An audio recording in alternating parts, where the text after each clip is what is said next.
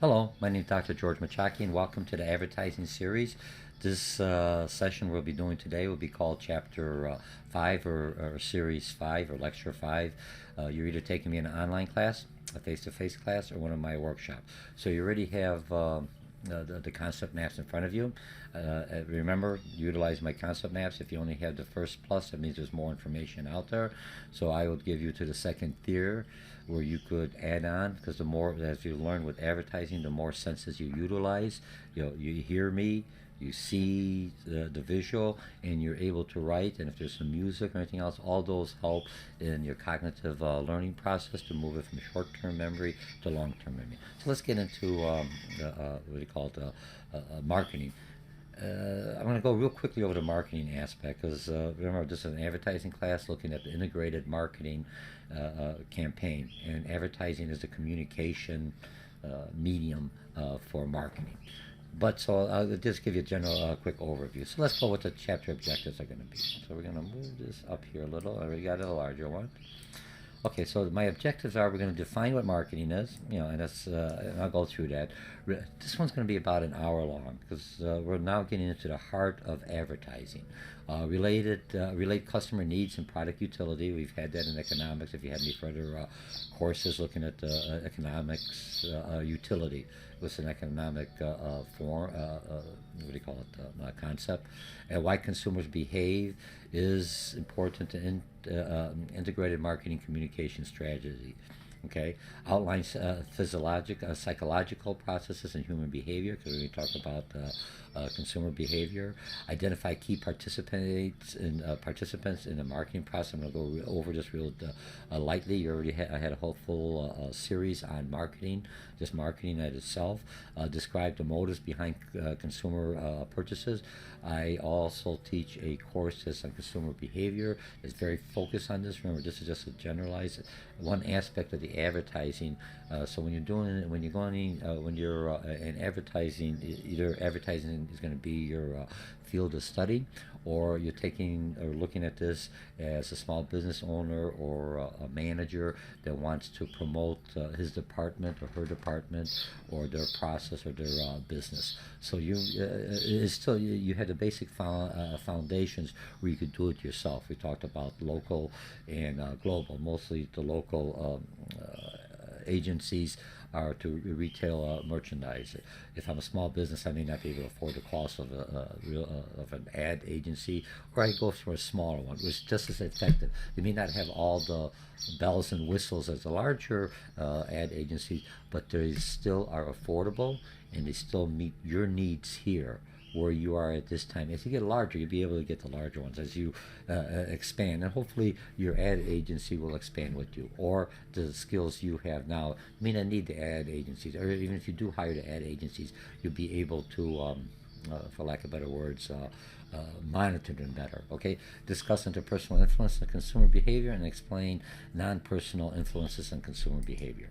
You have the reading, you have all the materials, everything's already supplied. So this is a added bonus if you're taking me online. This is something to help you understand the subject material that you're learning at this time. If we discussed some of these concepts in our forums. If you take me to face-to-face class, this is a nice quick overview. Okay, so the marketing context of advertising. Okay, so let's just look at all of this. Just showing you this the diagram. I have everything else in here, but if I'm looking at the exhibit, where's marketing? Marketing has what constitutes marketing. I have an idea, so that's conception. How much am I going to price it? That's another thing. And then a promotion is basically persuasion. How do I get customers to understand my idea, my pricing, and where to buy the product? And that's where advertising comes in. Real simple. Okay, now customer needs are broken into, and I'll break it like this. You have functional needs. I need something. I need a car, so that's a functional need. I need something, a psychological need. I want to feel good about myself. I may take some self-help courses, or I may put some, for lack of better words, I may get a facelift. I'm a suggestion facelift. You tell I haven't had a facelift.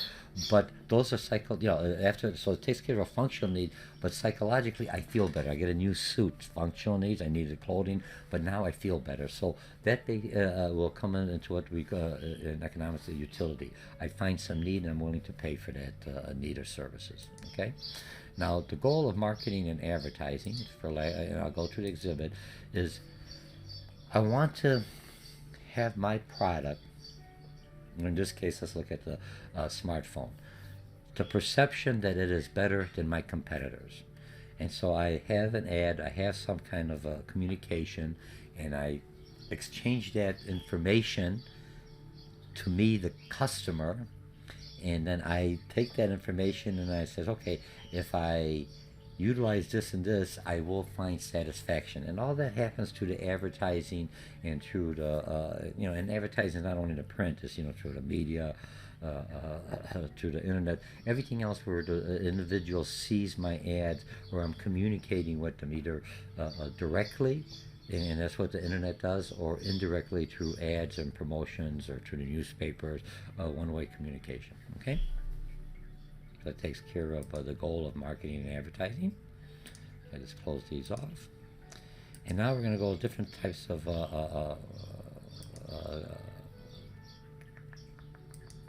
okay, so if I'm looking at marketing participants and consumers, let me move this over just in here, it'll be easier for everyone. So I can still work on it. Okay, when I'm looking at advertising and communicating, I communicate a little differently to my current customers because they already know my product. There's no reason for me to come and tell them everything about my product. They already understand my product. Oops, how did that pop up? Okay, so so I advertise or communicate to my current customers differently. Then I advertise to my prospective customer. I may give them better deals just to get them to try my product.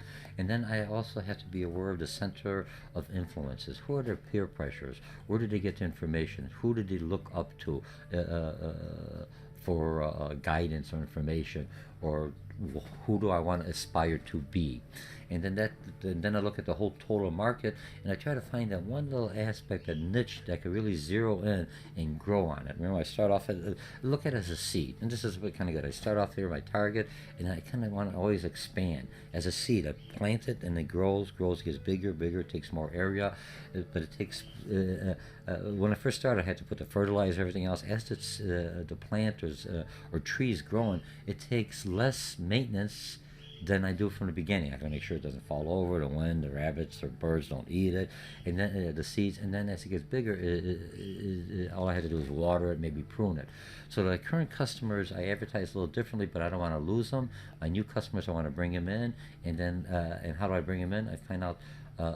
Center of influence, and the center of influence is also could affect my current customers because of the center of influence. If they've changed into a different product, BlackBerry used to be a real good one, and now all of a sudden everyone's going to the iPhone. Now, iPhone is still good, Apple's good, but Samsung's coming in, so now I have some choices to make. Okay, so I'm an iPhone user. I went through Samsung.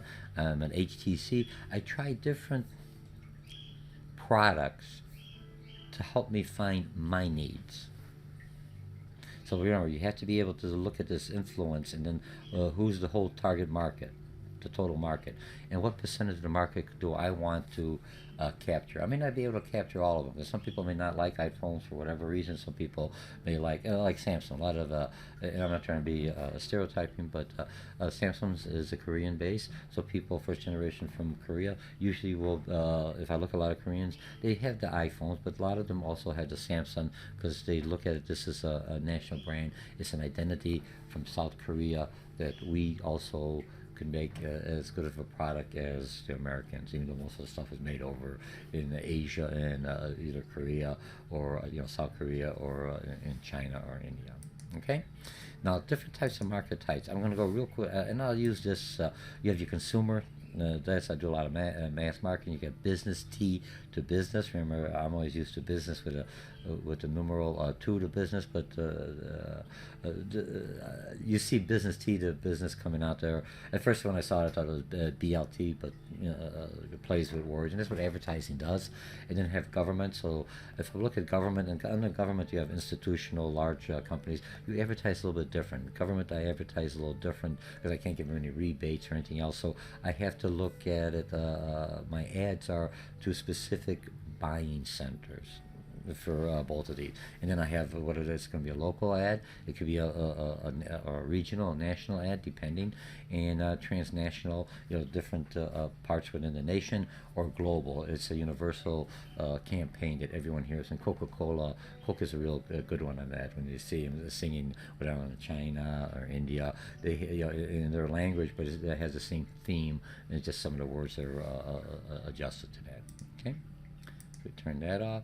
Okay, market participants, and let's go with this one. Again, you have the customers, the marketers. When you really look, where does it start? The customers are looking to marketers to find the product. The market is where the customers live, and the marketers, here's the percentage of the market. So this is one big, it's like kind of hard.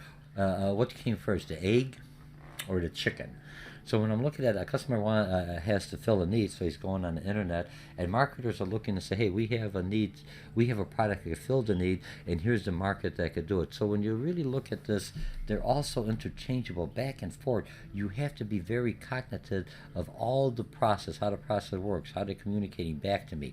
How am I going back to market? Am I picking up the, I get information from the market. What are they looking for? What's the new trend? And then I try to sell it to them. The customers are asking, hey, do you have this? I don't know. I may create the new trend, and then now customers are in the market. Hey, there's a new trend, and now they're going to start searching. So in a nutshell, it's interesting. Look, I think advertising marketing is one of the most creative, flexible, dynamic area in business that you could ask for. Not to say that the other ones aren't, because I'm a double major, management and marketing. Both of them have its pluses, its highlights, but this one is very dynamic. If I'm looking at market, you have to be a person who's adaptive, flexible, and always looking out with your radar. What's going on? Where do we go? What's new? Could I make some money off of this? Could I sell this product? Is this a fad or is this a trend? Remember, when we talked about fads and trends, they're short-lived, but I can make a lot of money if I am prepared, if I see the trend, or do I stimulate the trend? Okay.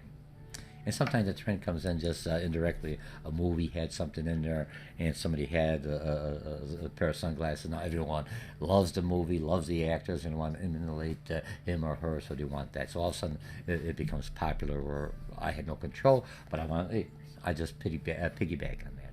Okay? Okay, know the customers. When I'm looking at customers' behavior, I have to understand how the customer thinks, their peer pressure, how they get information. I have to understand the mental processing, how the decision processing. I have to understand their emotions, what triggers, what triggers will trigger the emotions for them to seek my product or seek my services, use goods to satisfy wants and needs. And if I look at the Apple here, now Apple, if I'm looking at everything else in this generation, the time we're living now, everyone is environmentally green. We're thinking green. So Apple's now looking. The green is family notebook. They have a whole book, and they're advertising. And look, you have a business person, kind of a business person. It could be a student. He's got half. He's more of the modern type of a business. He's not like a suit and tie today. I don't have a tie on. Usually I do. I just forgot to put a tie on. I'm already recording. So you see the me, the actual me. You've got the apple now as a green apple instead of a red apple. You know what I mean? So they got they're changing, and they've got the everything's green here.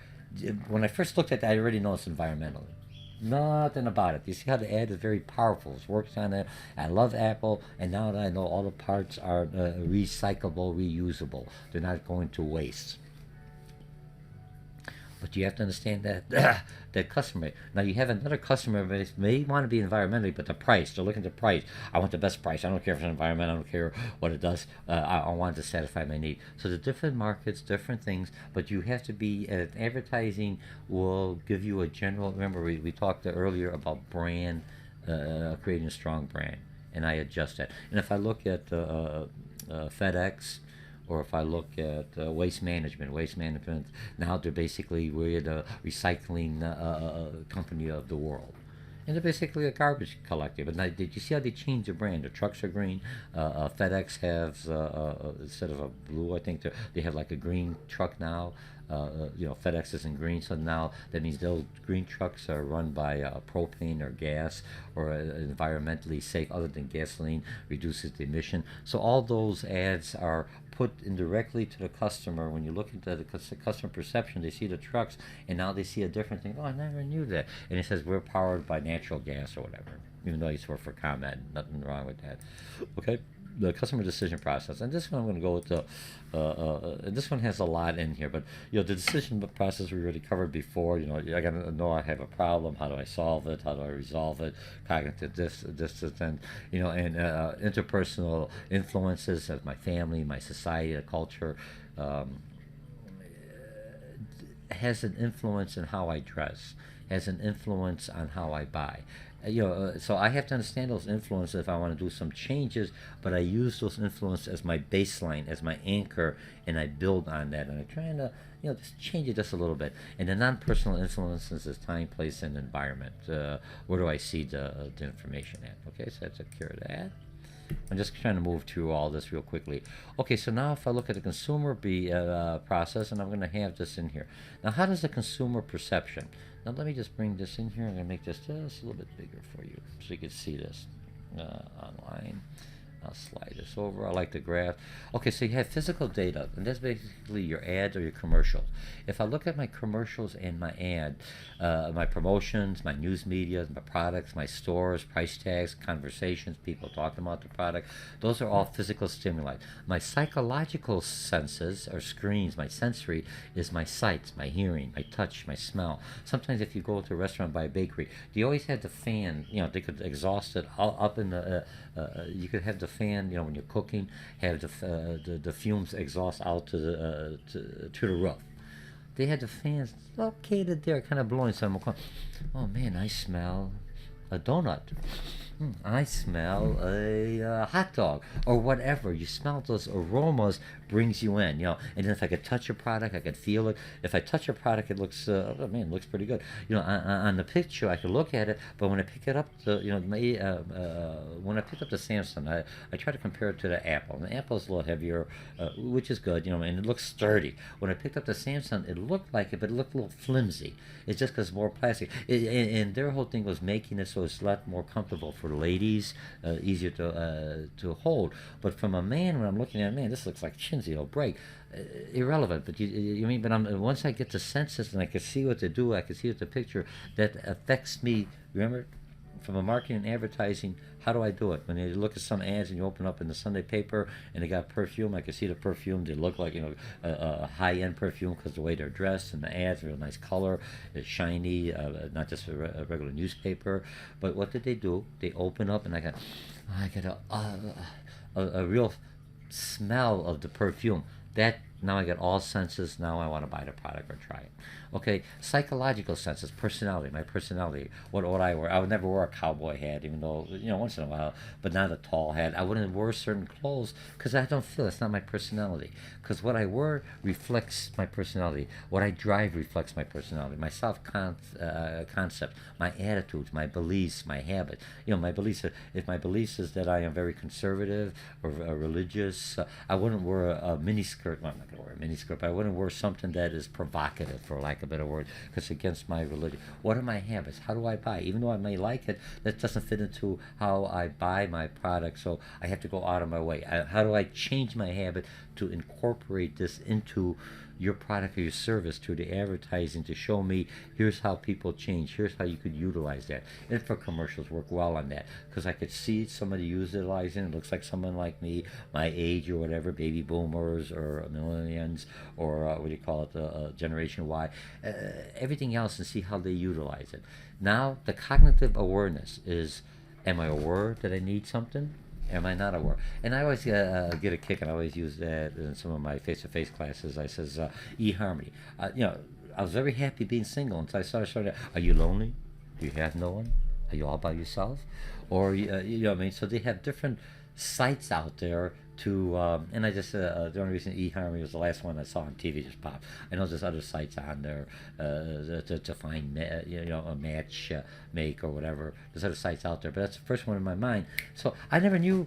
Yeah, you're right. I am what am I going to do when I'm going to be older? I am alone. You see what I mean? So now they made me aware of a need, and now I try to find the needs and wants in this, or non-awareness. If I'm not aware of it, then I don't know that I have an issue. So it means the ad hasn't hit me. I haven't seen anything to stimulate a need for something and the reason is because I didn't think I needed it. I didn't think there was a problem with it. Okay, so that takes care of my consumer persuasion. Now, persuasions. When you've taken speech classes, or you take I forgot the thing where you go in and people sign up and they do a speech every day at a business function just to learn. So let's say the speech classes. Part of one of the speech classes is persuasive speech. Persuasive speech is basically all marketing. How do I persuade someone to buy my product or service? How do I persuade someone to go in out with me? How do I persuade someone to hire me? So what you're learning here, not only that you're looking from a business aspect, how do I sell something, how do I get people into my business, but how do I also utilize it to my advantage to get something that I want. Okay, so I've got changing beliefs. I got to change the attitude. Let me just move this over here a little bit. Or behavioral tension caused by promotion or promotional communication. And here's an ad. Just one of the ad is "Black is the new black." I know that a lot of times people will say because I'm black, and I'm not black. I grew up in the city. Trust me, I probably have my soul is probably more black or African American than some people in the suburbs that are black. Because the high school I went to was predominantly. I think it was like 65% was Hispanic, about 10% was white, and the other one was African American. So I was already in a very mixed. I was already in an environment. So my culture is a little different than I'm not. Then when I moved out to the suburbs, it was like I didn't fit in for a long time until I adjusted. I didn't realize there's so many white people out here. It was just because in the area that I grew up, as an immigrant coming in there, that's the area I knew. And I felt very comfortable in that area. And people in that area understand if he's in here, in that area, they don't look at it. He's any better than I am. He's in the same social class as I am. But anyway, so black is a new black. So when you're really looking at, and a lot of things change. You have President Obama, African American is the president of the United States. So black has a revival in saying, look, I could be successful. I could be this. Take away the stereotypes. A lot of people are looking at different changing. It's no different than when people look at Polish, different stereotyping. Polish people weren't too smart, or whatever. Or Polish people are whatever. Hard workers. And we are hard workers. I'm not trying to put that down. But you see, so now what's happening? The culture has a different attitude. It has a different perception. You see a lot of attorney generals. You have a lot of people at high profile that are African American or people of color. And I don't want to say, let's leave it at that, okay? So that's one of the, now, this next one here is an exhibit. If I look at the elaboration likelihood, it has two processes, central route to persuasion and perpetual route to persuasion. So let's look at the exhibit. And I'm going to go real quickly. The higher involvement I have with the product and the message through advertising, not only print, media, jingles, songs, words, sponsorship. We talk about exposure rate and frequency. The better probability, attention on focal central product, comprehension, deeper thought, because I'm seeing it from different aspects. Same campaign, but adding a little bit here, adding more. I see a different picture. I'm changing my whole attitude. The lower involvement, I want to see one print, it looks interesting. I never hear about it. Short-term memory, gone. Okay? Attention. So when I look at this, all this graph is telling me. So what it's telling you that you should, from a advertising perspective, is to be aware that you saturate your target market with all different ways. The radio, the TV, people talking about it, jingles, PR, everything you have at your disposal in an integrated marketing communication bag, for lack of better words, in a certain time frame that plants that seeds, that anchors that seeds, and once they start buying and they keep on coming back to different, current customers, and how do I advertise to them, that's what's going to, that's what you're striving for in advertising. Now, the results of learning, I'll just go through the, because I like the visuals. I provide you the concept map so you could write, so you could look at it real quickly and you know it. Remember, concept maps are just triggers. Instead of writing it linearly all the way down this way, you're basically, I want to say it's like a global. You see the whole picture and you could go bounce all over, and just how the mind thinks. So I have an attitude. If I have an attitude, I never tried yogurt. I probably never will, but maybe one day I will. Somebody's gonna get me to try it. Maybe I'm hungry and it's the only thing, so yogurt's there. But my attitude against that, or pumpkin pie, I've never eaten pumpkin pie. I don't know why. I just never had the taste for it. All my life, my mom never liked pumpkin pie, so maybe that's where I picked it up. So I never tried it. Maybe it's in my genes, for lack of a better word. But how do I change my attitude? Once I change my attitude, or look at me, know where my attitude's at, but try to find something that's gonna spark my interest. Are you the only one who doesn't like yogurt? Yeah, that's me. Why don't you like? And then they kind of get me in the back door, and now I got my interest. And now they try. Well, try this. This is not like yogurt. It tastes like ice cream, or it's like flavor. It has all the components of yogurt or whatever. And what they're trying to do, now I got my interest, and I'm going to try it. And so it just tastes good. So the ads are running. That I got a free ad. Buy it this week. Next week got another buy it. Maybe not at 50%, maybe it's a 40%, 30%, and bring it down to like a 10%. What they're trying to do, a habit takes, and it depends on your definition of habit.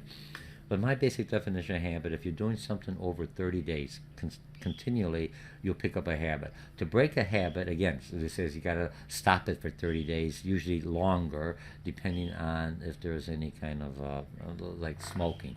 If there's any, the nicotine is addictive, so there may be a longer time to break the habit. But the 30 days is the most critical. When I stopped smoking is when I started dreaming of my, when I was sleeping, I was dreaming I was smoking, and then when I stopped, I was still dreaming. Then in my dream, when I basically said, "Hey, I shouldn't be smoking," and put that in there, that's when I knew I stopped the habit, because I'm no longer dreaming about it. But it took me a process. So, but I want to convince that habit. Frequent flyers is to make sure you utilize me, and I reward you, and now you're loyal, and now you're buying my product all the time. And that's what the advertising is to do, and it's to make sure to maintain that loyalty. Okay, now consumer behavior, you've got motivation, you got underlying forces, you got driving decisions. You're looking at your needs, basics, instinctive needs, and wants, life learning, lifetime. So let's look at, I think at this one here, I had it on an iPhone. How do I know I want an iPhone? I see ads all over. I see people using iPhone. I see everyone else using iPhone. I see commercials. iPhone now has a new watch. If you look at iPhone with a new watch, they're bombarding me through advertising. Hey, everyone's looking on that. So what do you have? You have, there's another one, Gannon, different watches out there. They're trying to compete with, before iPhone's commercials, so not to drop them, because people are looking at iPhone. Look, I could talk to them. I could find out. I could text you a message right there, and it's on my iPhone. I have to look up.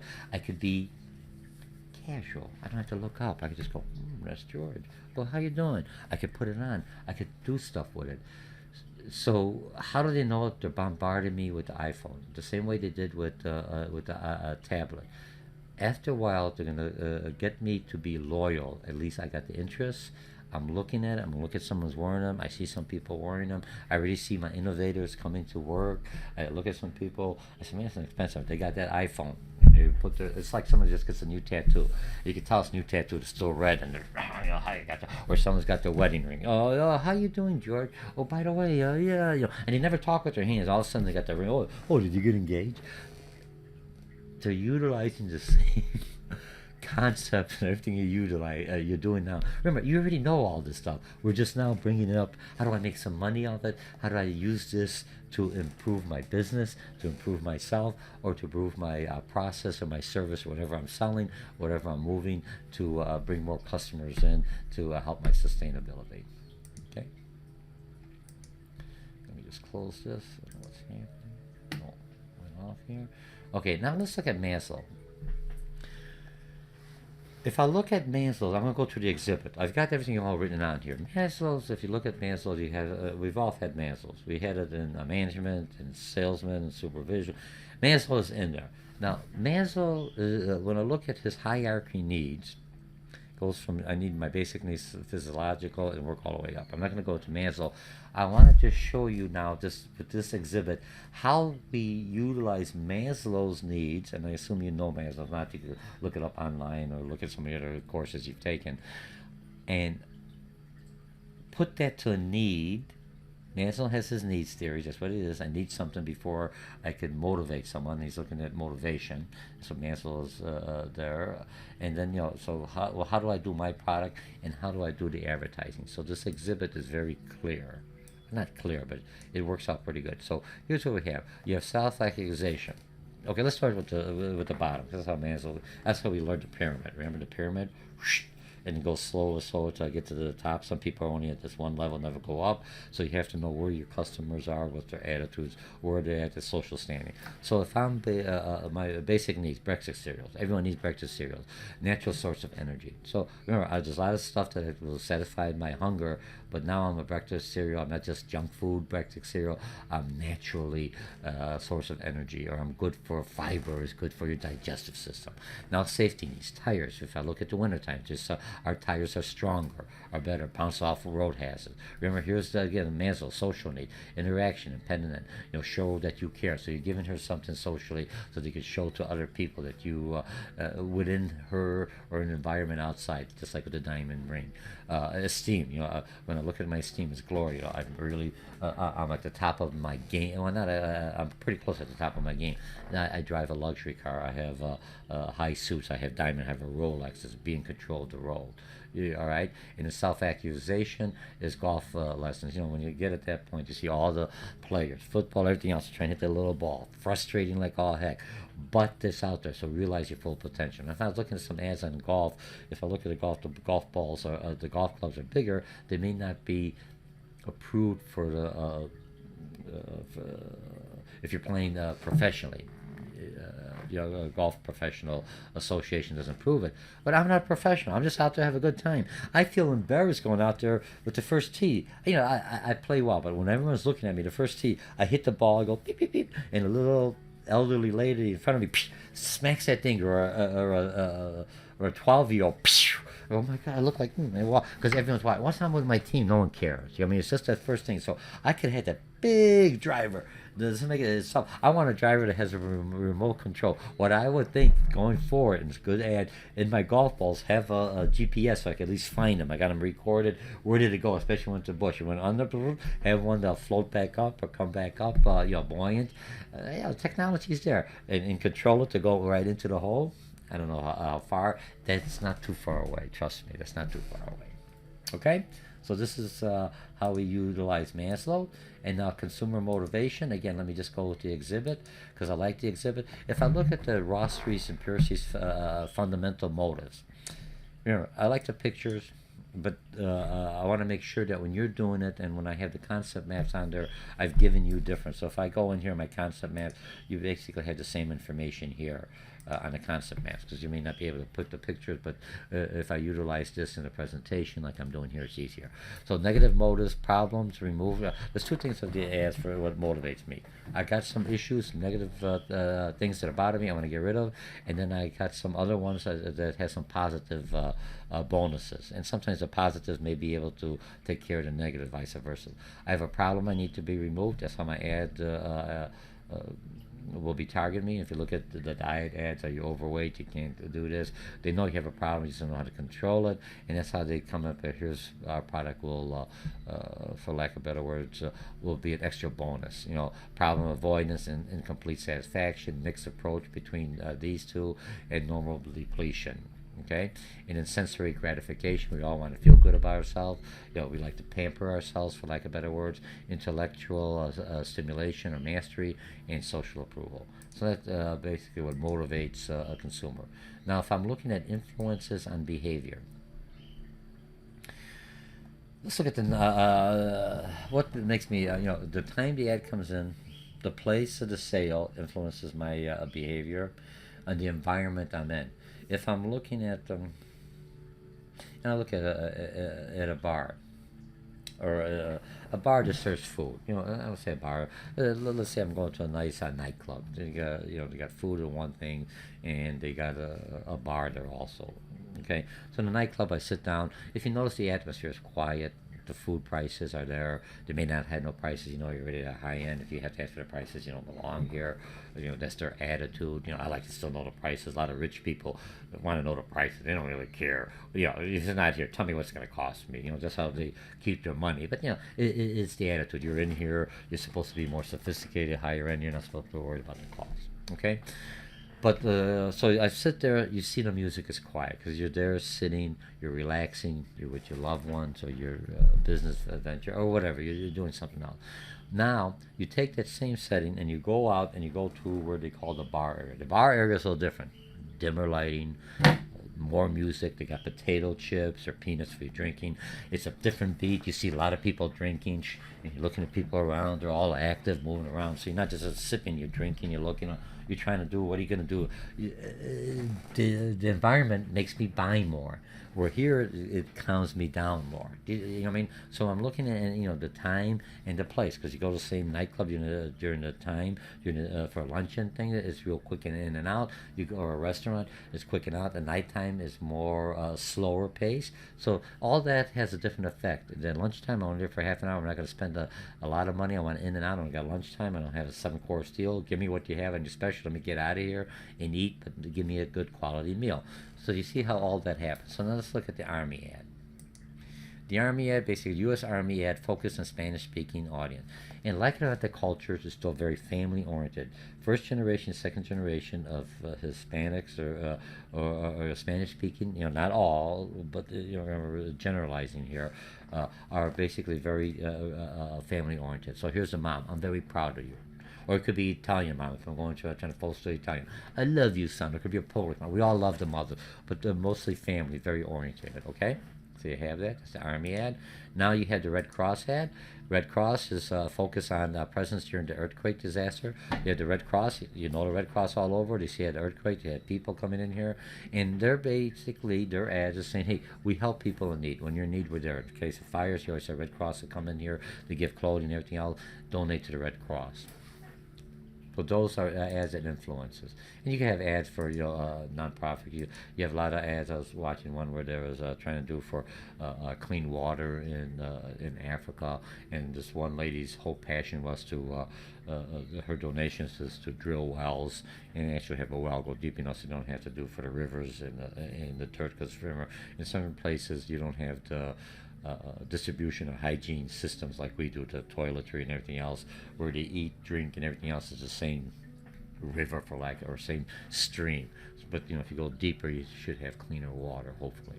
Okay. Now, purchase decisions, and then we'll go with the exhibit on here. When I look at this, and this is the last one, when I look at purchase decisions, Evoke set smartphone. What's the difference? I could pick an iPhone, Android, BlackBerry. I started off with BlackBerry and I kept with BlackBerry for a long time until BlackBerry didn't have the functionality. It was slow. They had some issues. But BlackBerry still is alive and well. Is being purchased by other things. The thing that brings BlackBerry, the core of BlackBerry, when I think of BlackBerry, why business? Why does President Obama or some of the executives carry BlackBerry versus an iPhone or a Samsung? The security. BlackBerries, when you come out, when I type something in BlackBerry, we're at the hub, where that center is, and it comes out to, when I send it to somebody else, it's already encrypted. I have a sense of security when I send emails, everything else. Everything's, you could read it and other things, but it's always encrypted. No one could ever go back to the source to change it.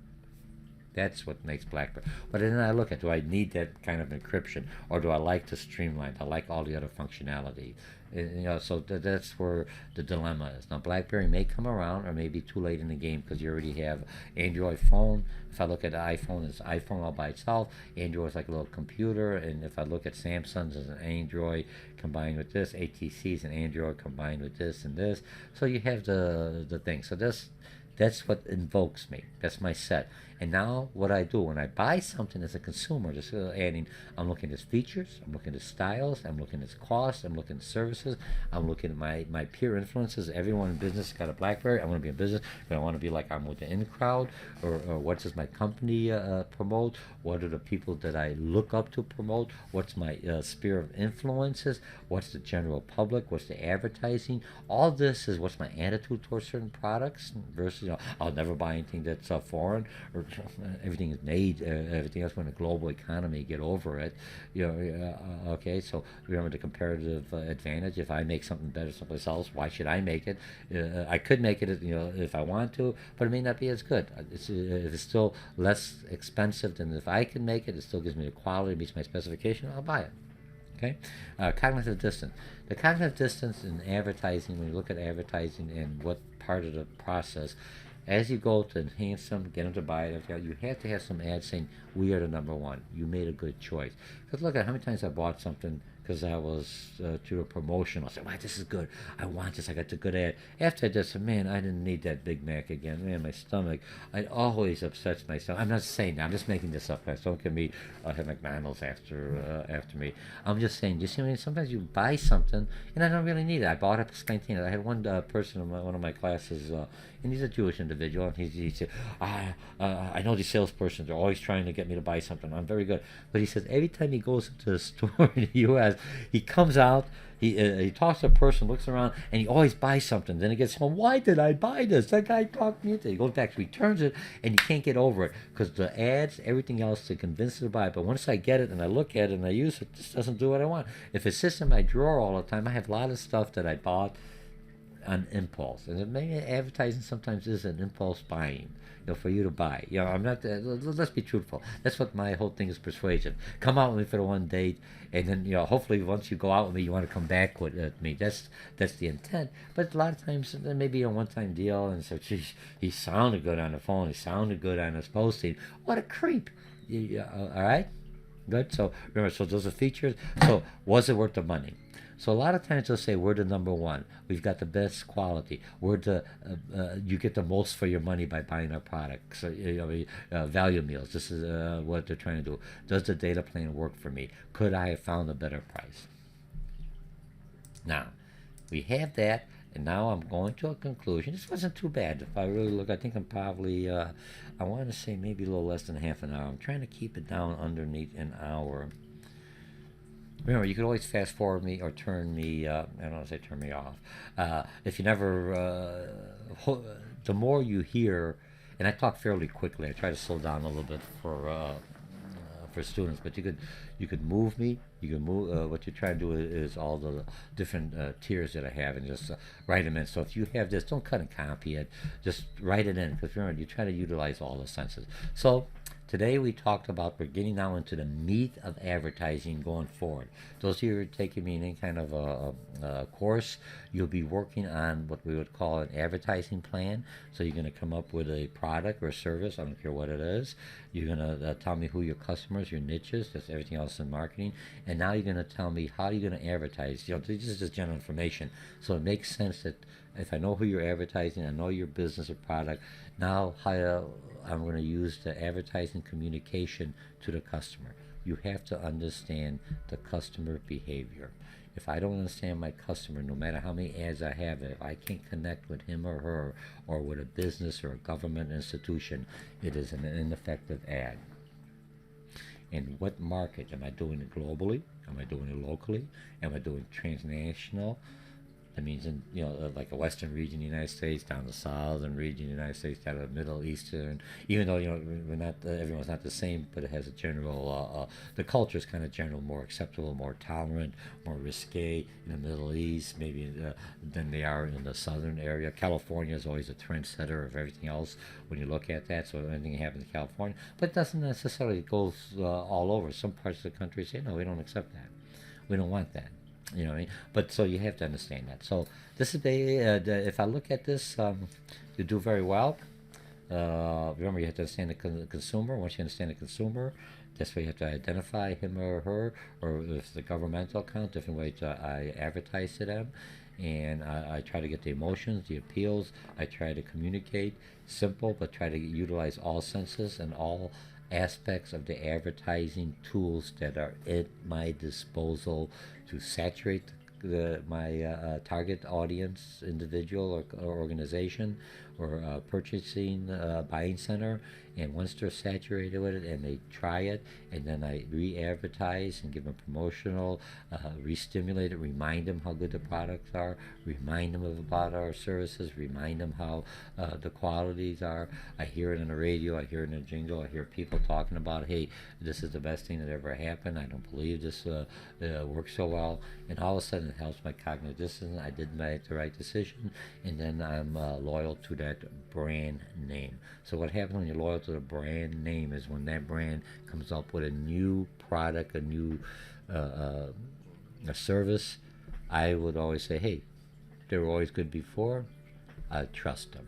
Once I lose that trust in a brand name, something goes wrong, I don't know, they're not the quality they used to do, and I'm going to switch. So now I don't have the confidence in it. All right? So thank you again for taking this series with me, and I'll see you either in a lecture, or I'll see you in a forum in my class, or I'll see you in one of my workshops. Again, my name is Dr. George Mochocki, and today we covered learning session number 5, Marketing and Consumer Behavior, the Foundations of Advertising. Thank you.